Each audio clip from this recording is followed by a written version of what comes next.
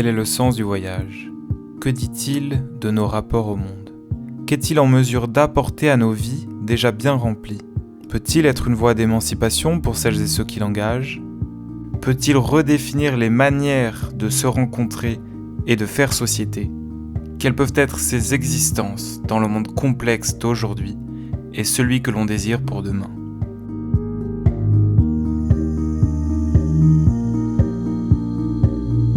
Bonjour et bienvenue dans le podcast De Vive Voix.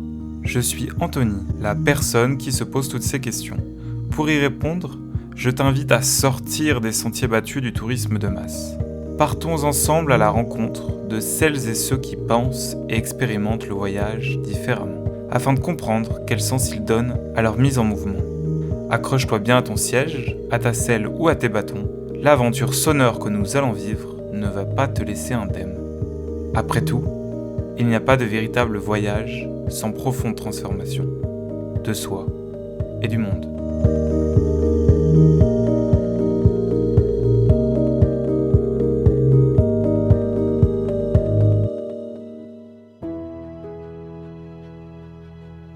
Margot a réalisé le tour de la Bretagne à vélo, seule, pendant 1 mois en autonomie.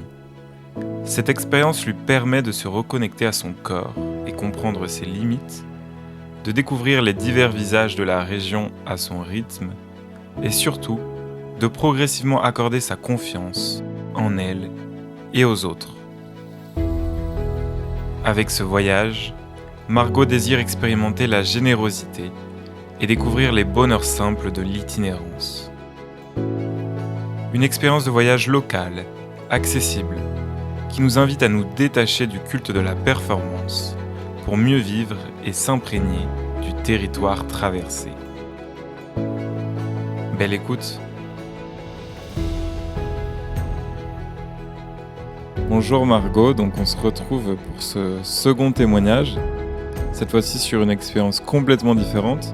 On s'est étalé sur les réalités de ton voyage en Colombie et cette fois-ci on va parler de voyage en France, plus précisément de voyage à vélo que tu as effectué en Bretagne pendant 1 mois. Tu as fait le tour de la Bretagne à vélo en partant de Nantes, en passant par Quimper et en allant jusqu'au Mont-Saint-Michel. Qu'est-ce qui t'a poussé à partir voyager à vélo ? Qu'est-ce qui t'a donné l'envie et pourquoi ce mode de voyage-là précisément ? Alors, j'ai voulu partir en voyage à vélo parce que j'avais mon grand-père du côté de ma mère qui voyageait à vélo. Et en fait, je me rappelle que quand j'étais petite, il venait chez moi à vélo. Donc c'était hyper différent de ce que je pouvais voir de mes autres grands-parents, enfin de la représentation que je pouvais avoir juste du voyage ou même du déplacement, parce que mon grand-père venait donc à côté du Puy-en-Velay jusqu'à chez moi, donc vers Tours à vélo pour venir nous voir et visiter la région en même temps du centre Val-de-Loire. Et c'était vraiment une autre représentation que j'ai pu avoir. Donc c'est quelque chose qui a toujours été dans ma tête, de me dire ok, c'est possible de voyager de cette manière. Et en fait, c'est au fur et à mesure de mes expériences de voyage. Au début, je voyageais avec mes parents, puis j'ai commencé à voyager plus en solitaire, donc par un road trip en voiture. Et en fait, je me suis dit, mais j'ai envie de tester tout ce qui est possible en termes de voyage, donc à pied, en vélo. Et j'ai eu la chance, on va dire, de récupérer le matériel de mon grand-père, parce que mon grand-père ne peut plus faire de vélo actuellement. Donc j'ai eu un peu ce héritage du matériel, et vu que j'avais cette vision de mon grand-père qui voyageait à vélo, j'avais un peu envie de continuer cette lancée, on va dire, familiale de voyager à vélo. Donc je me suis dit, c'est parti. L'année dernière, j'avais fait la Loire à vélo avec mon meilleur ami. Donc là, j'avais envie de me challenger encore plus en partant plus longtemps seule et vraiment en autonomie avec ma toile de tente et tout mon matériel pour 1 mois de voyage. Et aussi, j'ai fait ce voyage en Bretagne parce que je revenais de Colombie donc en janvier. Donc j'avais repris mes études à Lyon et j'avais vraiment juste 1 seul mois de vacances avant de partir à Paris pour mon master. Donc j'avais vraiment envie de me ressourcer, de déconnecter des réseaux, du travail et tout ça. Donc je me suis dit quel est le meilleur moyen de déconnecter ? Un voyage seul en vélo en Bretagne. Je me suis dit parfait, un combo parfait pour déconnecter et être au contact de la nature. Ouais, au final, ça faisait une bonne seconde expérience, un bon second niveau en termes de voyage à vélo, parce que la Loire à vélo, c'est tout plat. Du coup, c'est assez agréable, mais la Bretagne, on peut avoir l'impression que c'est tout plat, mais en fait, tu montes, tu descends, les falaises, puis t'en remontes une autre. C'est ça, non? Oui, totalement. Et puis, la Loire à vélo, je l'ai vraiment fait en 5 jours. On l'a vraiment enchaîné avec mon meilleur ami, alors que la Bretagne, j'ai vraiment mis 1 mois. Après, j'ai pas pédalé tous les jours, mais c'est vrai que c'était d'un autre niveau de voyage en vélo. Ouais, j'allais te demander si tu t'étais entraîné pour ce périple, mais du coup, tu avais fait la Loire à vélo, mais peut-être c'était quelques années avant ou c'était quand? C'était 1 an avant et je me suis pas du tout entraînée avant ce voyage en Bretagne parce que j'ai eu une entorse à la cheville, donc 2 mois avant. Donc pendant 2 mois, j'ai dû faire de la rééducation, du kiné. Donc j'ai totalement arrêté toutes mes activités sportives. Donc c'est vrai que ce départ en voyage à vélo a été un peu challengeant parce que j'avais peur de pas avoir la capacité physique.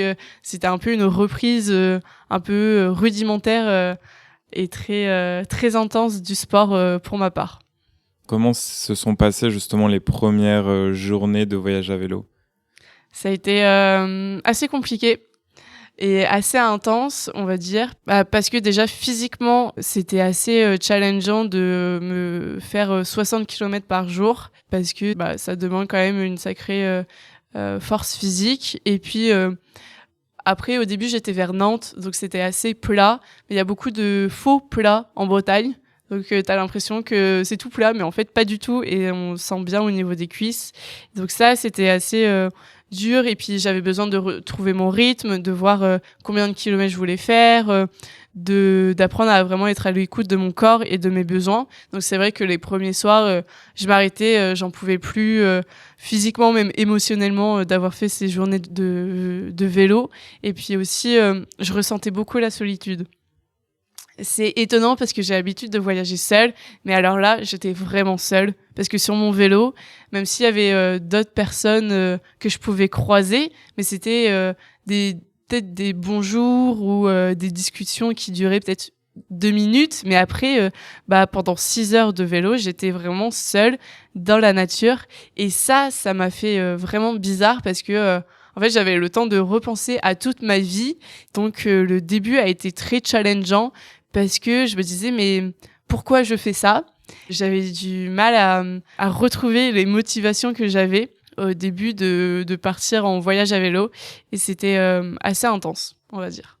Est-ce que ta blessure se faisait ressentir, celle que tu avais à la cheville, ou pas du tout? Non, pas du tout. C'est pas mes kinés m'avaient dit que le vélo, c'est une bonne rééducation. Et non, pas du tout. C'était plutôt... en fait, c'est de l'endurance de faire 60 km par jour de vélo et en plus tous les jours sur 1 mois quasiment. Et c'est le fait de continuellement faire un effort physique sur du long terme avec un confort le plus rudimentaire, je dois m'entendre sur un matelas de vraiment 2 cm d'auteur. Et souvent, en plus, j'avais froid parce que je pensais que en Bretagne, j'allais quand même avoir un bel été, mais au final non, il arrivait très souvent que la journée il fasse 20 degrés et j'avais pas forcément énormément d'affaires pour avoir chaud. Donc c'est vrai que mes conditions de vélo ont été un peu rudimentaires, mais c'est ce que je voulais aussi pour me challenger. Ouais, c'est vrai qu'il fait rarement 35 degrés en Bretagne. C'est sûr. C'est un peu pour ça aussi que tout le monde y va. Quel était un peu le quotidien d'une journée à vélo? Tu dis que tu faisais à peu près 60 km. Est-ce que ça te laissait le temps aussi de t'arrêter, peut-être de découvrir différents endroits? Quelle était la journée type pour toi? Je me levais souvent vers 8 heures parce que j'avais besoin de dormir. Moi, je suis une très grande dormeuse et je me disais que si j'avais pas mes 10 heures ou 9 heures de sommeil, c'était impossible que je tienne sur la durée pendant mon voyage. Donc, c'était un peu mon confort pendant ce périple.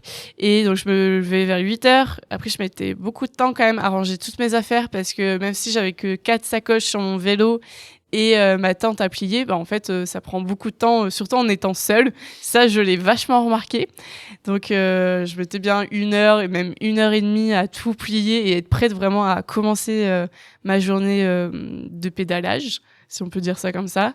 Et puis, donc, je faisais environ 60 km par jour. Parfois, je faisais un peu moins en fonction de mes étapes que je voulais faire. Et souvent, je m'arrêtais le midi pour pique-niquer dès que je trouvais un lieu sympa au bord de la mer ou dans la forêt. Je faisais en fonction de mes envies. Et après, c'est vrai que je faisais peu de pauses ou pour récupérer de l'eau, pour aller aux toilettes, les choses très basiques ou faire quelques courses. Mais c'est vrai que j'enchaînais les kilomètres. Aussi, au début, j'étais vachement en forêt et c'est que à partir de Vannes que j'étais au bord de la côte. Donc, c'est vrai que quand j'étais au bord de la mer, souvent, je m'arrêtais pour prendre des photos, pour profiter aussi du paysage parce que c'était vraiment magnifique. J'en ai pris plein les yeux. Et souvent, le soir, j'arrivais vers 15-16 heures à la destination où je voulais m'arrêter pour le soir. Une nouvelle étape, c'était de trouver où est-ce que je dormais le soir, parce que souvent, je ne savais pas. Je voulais aussi laisser place à un total imprévu. C'était pour moi une manière de sortir de ma zone de confort, de ne pas savoir où je dormais le soir. Donc souvent, je regardais les campings où je faisais du porte-à-porte aussi, de temps en temps, pour dormir chez l'habitant, où je regardais sur l'application Warm Shower, qui est une application d'hébergement entre cyclistes. Donc c'était un peu mon étape après mes 60 km de vélo pour trouver mon hébergement. Et après, en fonction de où je dormais, c'était soit installation au camping qui me prenait du temps, avec ma lessive, me doucher, installer tout mon campement, faire à manger pour le lendemain. Parce qu'en fait, je me préparais mon pique-nique pour le lendemain, pour faire des courtes pauses pendant le vélo. Et après, j'avais une petite tradition, c'était d'écrire des lettres à mon meilleur ami. C'était mon récit de voyage. J'ai adoré faire ça. C'est du coup, tous les jours, j'écrivais des lettres et je les postais. Donc, mon meilleur ami suivait mes aventures. Donc, c'était vraiment mon petit kiff. Ouais, c'est incroyable, c'est trop bien. Il a dû kiffer de recevoir ces lettres tous les jours au final. Oui, totalement. Souvent, il les recevait 3 jours ou une semaine après. Et donc, je lui écrivais plusieurs étapes dans mon voyage et j'écrivais vraiment en détail, même quand ça allait pas, mes difficultés, mes petites péripéties. Et c'est vrai que je les ai pas relus encore, mais j'ai hâte de les relire et de voir un peu, après le recul et d'avoir fini mon expérience, de voir en fait qu'est-ce que je disais dans ces lettres. Et je mets plein de petits détails que là, j'ai peut-être oublié, mais quand je vais les relire, je vais me dire, ah oui, c'est vrai, il s'est passé tellement de choses en fait en 1 mois de voyage. Au final, c'est un trésor qui t'appartient plus, là, va falloir le récupérer. Alors, on s'est mis d'accord, je lui avais dit que je voulais quand même les récupérer après, comme c'est quand même mon carnet de voyage, quoi. Trop chouette. Et est-ce qu'il y a des moments où ça a été difficile de trouver un endroit pour dormir ? Oui et non. En fait, j'ai toujours trouvé une solution. Mon père m'a toujours dit, il y a toujours 2 solutions à un problème, minimum. Donc c'est vrai que j'avais toujours cette mentalité de me dire, il n'y a jamais de problème sans solution. Donc je trouverai forcément un endroit pour dormir. Mais c'est vrai que parfois, je me rappelle à Vannes, où je suis vraiment arrivée à Vannes vers 16 heures. Et ça faisait 3 jours que j'étais dans la forêt, il y avait personne. Donc c'était très facile de trouver un camping vide ou quelqu'un pour m'héberger. Et j'arrive dans cette ville, à Vannes, qui est hyper touristique, en plein mois d'août, où j'appelle les campings, c'est tout complet. Et là, je me dis, mais comment je vais faire ? En plus, j'avais pas encore trouvé l'astuce de Warm Shower. Donc, j'étais obligée de trouver soit un Airbnb ou soit des gens qui voulaient m'héberger, mais tellement compliqué dans une ville, on va dire, qu'un village de campagne où c'est plus facile de rencontrer des gens dans leur maison. Et en fait, j'ai eu énormément de chance. Je suis tellement reconnaissante. Il y a un papy qui est venu me parler pour me demander où est-ce que j'allais, qu'est-ce que je faisais comme voyage et tout ça. Et au fur et à mesure de nos discussions, je lui ai dit que je n'avais pas d'hébergement pour ce soir. Et il m'a dit, mais si tu veux, je t'héberge. Et je lui ai posé quand même 2-3 questions pour être sûre de niveau sécurité si j'osais le faire. Et il m'a hébergé pendant 2 jours. Il était avec sa femme et ils étaient vraiment adorables. Et il m'a mis tellement à l'aise. Et ça a été... Donc ça, c'était le peut-être le 4e jour de mon voyage et ça m'a mis en confiance pour toute la suite de me dire ok, il y aura toujours quelqu'un pour m'aider, peu importe la situation et je serai jamais seule et même si je suis seule, il y aura toujours une solution. C'était vraiment une opportunité d'avoir foi en l'humanité. Ces rencontres pendant mon voyage et je me rappelle ce papy Georges, il m'a mis tellement en confiance, il m'a donné ses clés de sa maison et il me disait mais fais ta vie, on se voit ce soir, il y a pas de problème. Il m'avait donné une pommade parce que j'avais mal au genou, il avait regardé mon vélo pour être sûr que tout allait bien, il m'avait donné des astuces pour être plus légère et que ce soit plus facile pour moi mon voyage et cette bienveillance, cet accueil si spontané et si gentil, ça m'a vraiment réconfortée et c'était vraiment ce pourquoi je voyageais seule à vélo. Est-ce que tu as retrouvé un peu cette bienveillance par la suite avec d'autres personnes ? Totalement. Vraiment, ça a été, je pense, le mot-clé de mon voyage, c'était vraiment la bienveillance et les rencontres. Je pense que j'ai plus été hébergée chez l'habitant que fait du camping. Et tous les gens ont été tellement accueillants. Et c'est vrai que souvent, les personnes qui m'accueillaient, ils m'offraient une chambre, le repas pour le soir. Je me rappelle, une fois, j'ai dormi dans la famille d'une amie que je connaissais, mais qui n'était pas là. Et le lendemain, je devais repartir pédaler, sauf qu'il pleuvait des torrents. Et j'avais vraiment peur de partir dans ces conditions. Je me suis dit, mais ça va être horrible de pédaler sous la pluie.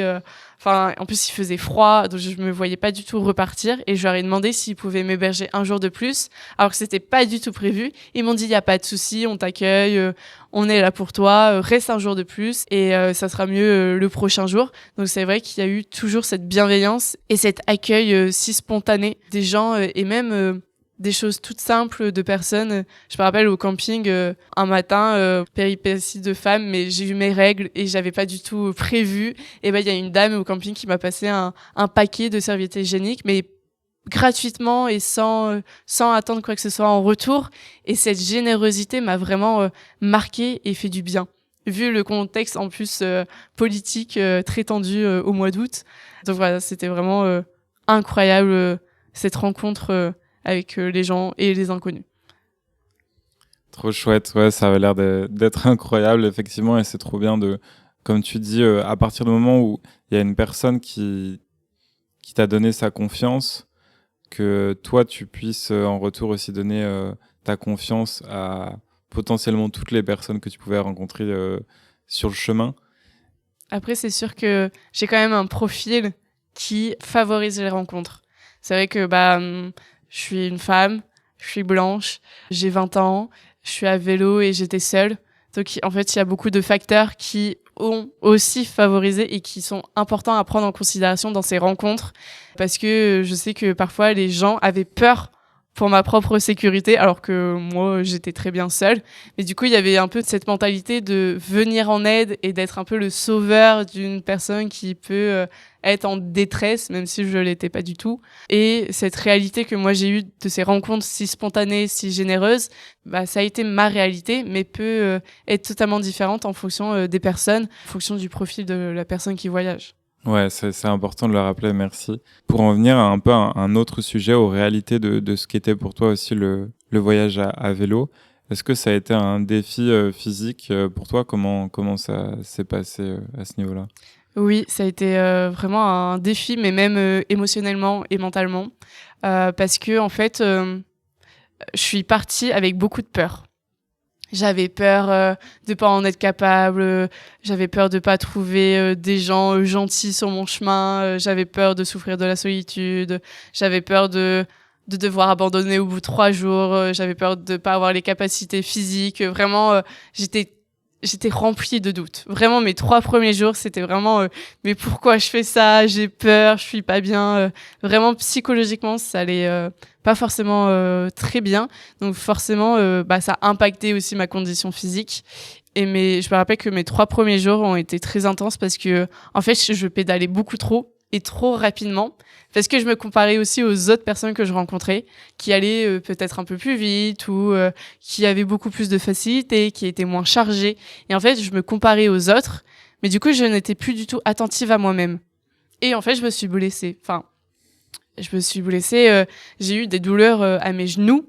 Donc je pouvais plus forcément pédaler au même rythme que j'avais au début, mais qui n'était pas du tout en accord avec mon corps, avec mes besoins et avec mes limites. Donc en fait, ce voyage m'a vraiment permis d'être à l'écoute et d'apprendre quelles étaient mes limites, quels étaient mes besoins et qu'est-ce que j'avais envie aussi d'expérimenter en étant seule. Donc c'était vraiment un défi très profond de voyager seule en vélo. Et en fait, au fur et à mesure, j'ai eu des déclics en me disant, mais en fait, je suis partie seule et je me prends la tête avec moi-même en disant, il faut que je pédale plus ou je vais pas assez vite, j'ai mal à mes genoux, mais j'ai envie de faire davantage ou j'ai peur. Mais en fait, je suis avec moi-même. Donc, autant lâcher prise, autant accepter que, ok, je vais pas faire 100 km par jour, mais c'est ok parce que c'est ma réalité, c'est mon voyage et j'ai pas de compte à rendre à quelqu'un. Donc autant se focaliser sur le positif. Et c'est vrai que quand j'ai eu ce déclic, ça a totalement changé ma réalité et ça a permis d'avoir une expérience beaucoup plus douce. Et donc au fur et à mesure de mon voyage, j'ai appris à accepter oui, parfois j'ai besoin d'un jour de repos. Parce que c'est sûr que faire 60 km par jour sur une semaine, c'est beaucoup. Et donc, j'ai eu le droit aussi de m'autoriser à avoir des jours de repos, à peut-être faire juste 20 km un jour parce que je suis fatiguée. Et c'est OK parce que je suis humaine. Et c'était aussi d'accepter ce côté plus soft du voyage et de m'autoriser à être pas parfaite et de me prendre en considération, ouais, complètement. Ouais, l'idée, c'était peut-être aussi de te détacher du culte de la performance, parce que c'est vrai que quand on pense au cyclisme, et ça peut être le cas pour la course, pour la marche, pour tous les défis physiques et sportifs, on a tendance aussi dans les imaginaires qu'on met en avant de montrer toutes les performances sportives incroyables qui peuvent en être faites, souvent aussi par des hommes. Est-ce que tu voulais te détacher un peu de ce culte-là de la performance? Est-ce qu'il y avait des choses que tu voulais montrer aussi dans ce sens-là avec cette expérience? Oui, en fait, je me suis rendu compte à quel point j'étais influencée par ce culte de la performance, que j'avais besoin d'être performante, j'avais besoin je pensais avoir besoin d'être hyper dynamique dans mon voyage, que ce soit intense, que je fasse tout le temps des rencontres, que ce soit toujours positif, que de me challenger. Et en fait, c'est totalement absurde. Et c'est vrai que ça m'empêchait en fait de vivre le voyage que je voulais. Et en fait, par ce voyage, donc j'avais envie déjà de me détacher de cette mentalité de voyage, de me reconnecter à moi-même, donc d'accepter que j'ai des besoins, j'ai des limites, j'ai des envies et d'être OK avec ça et de m'accepter telle que je suis. J'avais aussi envie de me prouver à moi-même que c'était possible de rencontrer des gens, des inconnus et que en fait j'ai une foi immense en l'humanité. J'avais besoin en fait de faire ce voyage, de me dire ouais, mais c'est possible aussi de rencontrer des gens et d'expérimenter cette générosité. Parce que je l'entendais beaucoup dans des récits de voyage, dans des podcasts, dans d'autres expériences, mais pas dans la mienne. Donc j'avais aussi envie de l'expérimenter par moi-même. Voilà. Et en fait, de prendre conscience que en fait, j'en suis capable. Qu'en fait, oui, je suis partie 1 mois, j'ai fait 900 km, je suis partie seule, j'ai eu aucun problème de mécano, j'ai été capable de m'en sortir dans chaque situation et d'aimer ça et d'être heureuse dans cette expérience. Et je pense que c'est surtout ça que j'avais envie d'expérimenter, cette joie de vivre, de se satisfaire de la simplicité, de s'émerveiller d'un paysage, d'une rencontre, d'accepter mon confort qui était vraiment rudimentaire, de manger 3 fois par jour du riz, mais d'être heureuse avec ça et de me dire qu'en fait, tout le superficiel qu'on peut avoir dans notre vie actuelle, le téléphone, un lit, une douche chaude, en fait, c'est des choses en plus qui font énormément de bien, je l'avoue, mais qui ne sont pas nécessaires à mon bonheur. Et que je peux trouver mon bonheur en juste étant dans la nature, en étant au contact des inconnus que je rencontrais et en étant avec moi-même. Et donc, tu as parcouru pas mal d'endroits au final, parce que tu as fait le tour de la Bretagne. C'est vrai que quand on parle de la Bretagne, souvent on pense à des paysages complètement différents, à la côte de Granit Rose, dans les côtes d'Armor, Moi, j'ai été il y a pas longtemps sur la presqu'île de Crozon, c'est encore complètement différent. Est-ce qu'il y avait une variété de paysages? Comment tu as trouvé ça? Oui, totalement. Bah, au début, quand j'étais vers Nantes, j'ai commencé par le canal qui relie Nantes à Brest. Donc c'est vrai que c'était des paysages beaucoup plus forestiers, on va dire, de campagne. Après, j'étais vers Vannes et j'ai fait toute la côte jusqu'à Quimper. Donc c'est vrai que c'était beaucoup plus balnéaire et avec la mer, mais qui était juste magnifique. En plus, j'ai eu énormément de chance, c'est que j'ai eu très peu de pluie. Alors qu'en Bretagne, souvent, il y en a beaucoup. Mais moi, j'ai eu beaucoup de chance là-dessus.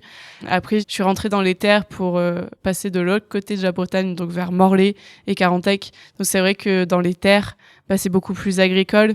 J'ai dû faire tous les lieux-dits de la Bretagne parce que franchement, j'en ai vu tellement. Je suis passée tellement par des petites routes que vraiment, j'ai vu énormément de lieux-dits, des fermes, des élevages.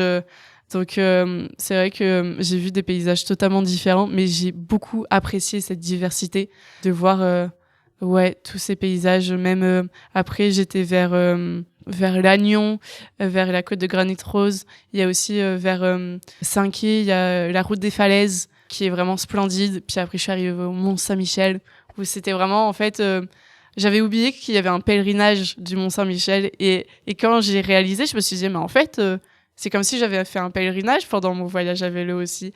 Et c'était aussi merveilleux de finir par cette touche très spirituelle, en plus du Mont Saint-Michel, qui est vraiment splendide, parce que je suis arrivée vraiment du bon côté, j'étais à Saint-Malo. Donc au début, j'étais dans la forêt, et je suis arrivée sur la baie, donc sur la côte, et donc j'ai pédalé vraiment pendant 20 kilomètres à peu près, et je voyais au loin le Mont Saint-Michel, et c'était vraiment splendide comme fin de périple, quoi. C'était vraiment exceptionnel comme paysage.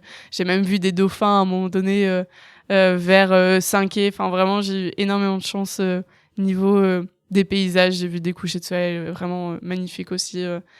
Ouais, ça donne vraiment envie de se lancer, en tout cas, pour parcourir la Bretagne à vélo. En plus, comme tu le montres, au final, tu peux faire toute la Bretagne en un mois, quoi. Oui, C'est incroyable. totalement. Certes, c'est du temps, mais je veux dire, si on se laisse ce temps-là, on peut parcourir toute une région et voir toute cette variété de paysages.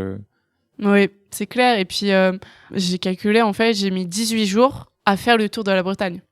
Mais après, j'ai mis 28 jours de voyage parce que j'ai fait beaucoup de pauses. Je me suis pris une semaine de vacances avec des copines à un moment donné. Donc, ça a été beaucoup plus long. Mais si on compte juste les jours où j'ai pédalé, j'ai mis 18 jours à faire le tour. Donc, c'est vrai qu'en fait, c'est totalement faisable. Mais c'est vrai que c'est un autre mode de vacances ou de voyage qui est beaucoup plus lent, mais qui permet aussi de profiter beaucoup plus des rencontres, de se permettre de s'arrêter quand il y a un paysage qui est beau ou de discuter avec quelqu'un qui m'accoste au bord de la route. C'est un autre mode de vie, mais qui est vraiment très intéressant pour revenir à l'instant présent aussi. Donc c'est vraiment très chouette et c'est totalement accessible. Et même niveau financier, c'est beaucoup plus facile de voyager à vélo que de se payer un hôtel 5 étoiles pendant une semaine, ça se trouve. Donc c'est vrai que il y a beaucoup d'avantages de voyager même à vélo, même écologiquement, c'est beaucoup mieux. Ouais, complètement. Et est-ce que ça t'a donné envie de te relancer dans une aventure à vélo ou pas pour la suite? Si totalement, j'aimerais beaucoup continuer à voyager à vélo parce que c'est vrai que c'est quand même un peu plus rapide que la marche. Donc je peux quand même faire plus des distances en fonction de l'objectif. Après, je partirais beaucoup avec moins de charge parce que j'avais quand même 12 kilos de bagages sur moi, ce qui est énorme. Et c'était vraiment une remarque que j'avais tout le temps de cyclistes que je rencontrais. Ah, mais vous êtes beaucoup chargée, dis donc, mademoiselle. Oui, je sais. Mais oui, j'aimerais beaucoup refaire ce type de voyage, même dans d'autres parties du monde. Mais il me faudra peut-être un plus long entraînement avant de partir en Amérique latine ou dans d'autres régions où il y a beaucoup plus de montagnes. Mais c'est vrai que c'est un mode de voyage que j'aime beaucoup, oui. Génial. En tout cas, ça donne envie de se lancer. Merci beaucoup, Margot, pour ce témoignage très local, au final, la découverte de la Bretagne. Totalement. Merci pour l'accueil et c'est un plaisir de partager cette expérience. Pour moi aussi, écoute, je te souhaite de passer une belle journée. Je te dis à très bientôt. Salut! Merci beaucoup à toi d'avoir écouté cet épisode. J'espère qu'il t'a plu et qu'il t'a inspiré. Si c'est le cas, n'hésite pas à le partager autour de toi. Je t'en serai très reconnaissant.